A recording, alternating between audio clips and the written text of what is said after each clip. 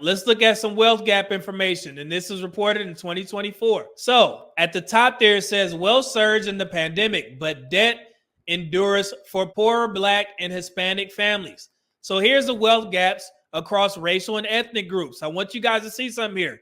Black people, so we can understand how united that we need to be in order to improve our situation.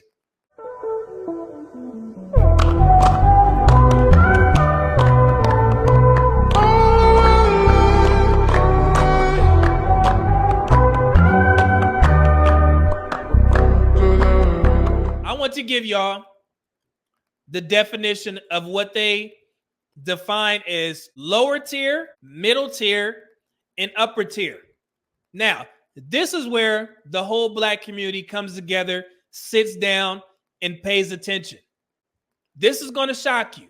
So, to address the questions, the middle tier consists of households whose wealth lies between 1/4 and 4 times the median wealth of U.S. households, between $41,000 to $667,000 in 2021. Households in the lower tier had less wealth. It was $41,000 in 2021, and households in the upper tier had wealth more than $677,000. So now that you guys have the definitions of what tiers mean and where that ranks in regards to money, let me show you the Black community. Black households are twice as likely as white and Asian households to be in the lowest tier, which basically means Black households that earn $41,000 or lower, the household. Look at this. What does that say there, guys? In 2019, it was 57% of Black households had wealth lower than $41,000.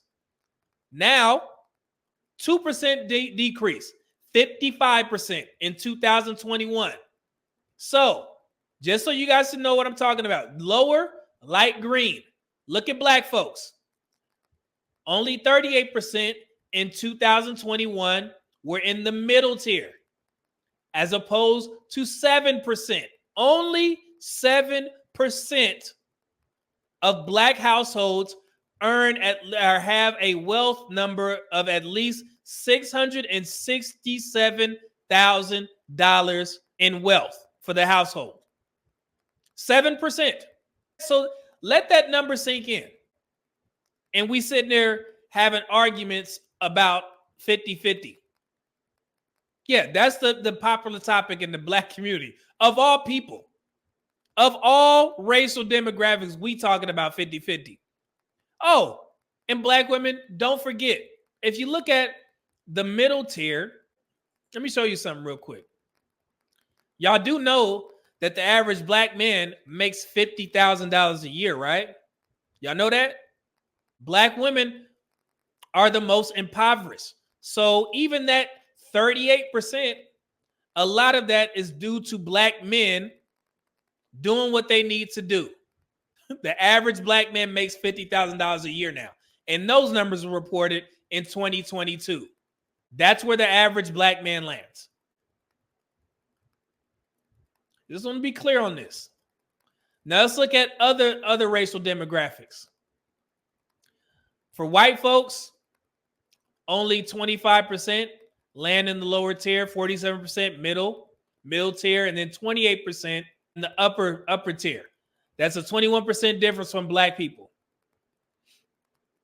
Hispanics, 48% lower, 42% middle, 10% upper.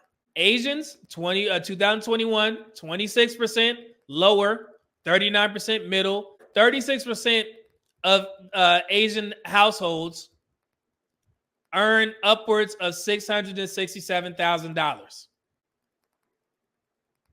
So that puts the Black community in last, dead last, between all categories, all tiers. So do we have any room to be talking about 50-50 and not partnering because somebody doesn't make a significant amount of money? Black women, I'm talking directly to y'all asses. Stop. This is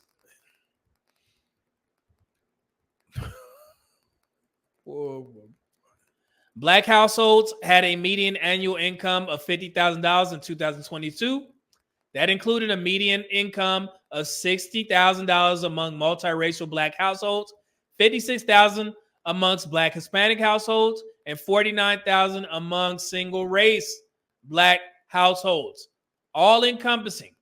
Look at it another way. About half of all Black households, 51%, had a household income of $50,000 or more in 2022, while 49% earned less than that. In 2021, the typical white household had 9.2 times as much wealth as the typical Black household, $250,000 versus $27,000. So even though our household income increased since the pandemic, we are still light years behind white people.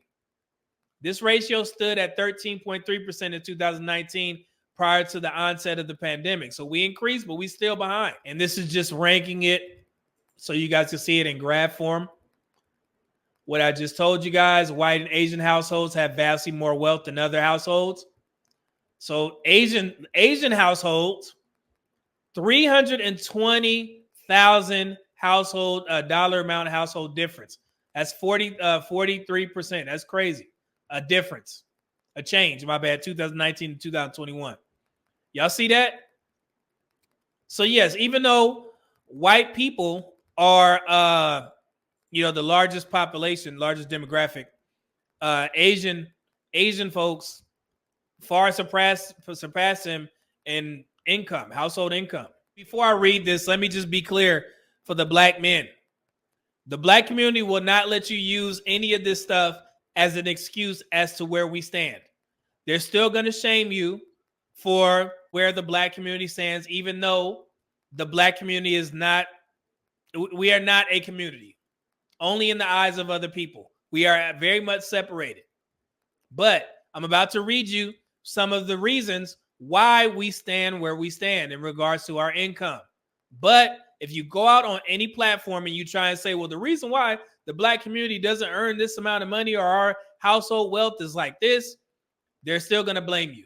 So I'm just giving you a heads up, right? So I'm going to go ahead and read it.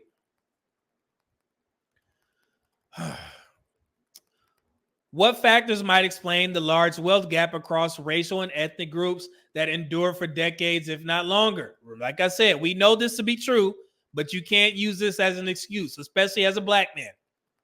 With respect to Black households, evidence points to the role of slavery and post-slavery practices, such as segregation, that created disproportionate opportunities for wealth accumulation. We know this.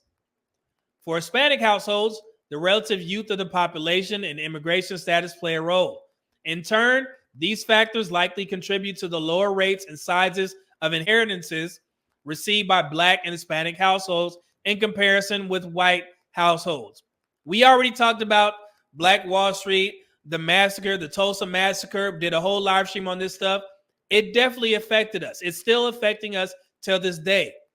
But I've seen far too many people just alleviate these things and how it affected the Black community, in particular, Black men. So I'm just giving you guys a heads up. The Black community will not let you use this as an excuse. And to be perfectly honest, I won't let us as Black men use it as an excuse, because we know where it is. We know what the deal is. We know we were behind, but now we have to improve. We can do nothing about the past. We can only change and impact the future and also present day. So yes, I get it. There are reasons, but those reasons will not help us moving forward. Is that fair to say? I just want to be clear, because I know some people get pissed off, but man. I'm without a shade. I'm running off another game. I can't feel nothing.